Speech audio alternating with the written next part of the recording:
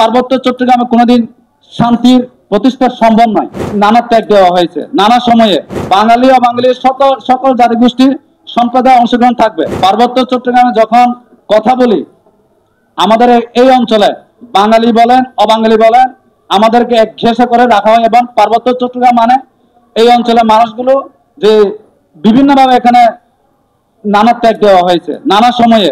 এবং রাজনৈতিক দলগুলো তাদের সাথে এই অঞ্চলে বাঙালি গোষ্ঠীকে এক বাক্যে ব্যবহার করা হয়েছে এবং অবাঙালি জনগোষ্ঠীকে এক বাক্যে ব্যবহার করা হয়েছে।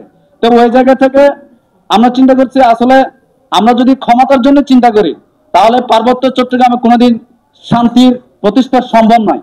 এখন এর প্রেক্ষিতে যদি শান্তি প্রতিষ্ঠা করতে চায়, আপনার পার্বত্য চট্টগ্রাম কেন্দ্রিক এমন প্ল্যাটফর্ম গড়ে তোলা প্রয়োজন, যে প্ল্যাটফর্মে পার্বত্য চট্টগ্রামে বসবাসরত বাঙালি অবাঙালির সকল জাতিগোষ্ঠীর সম্প্রদায় অংশগ্রহণ থাকবে।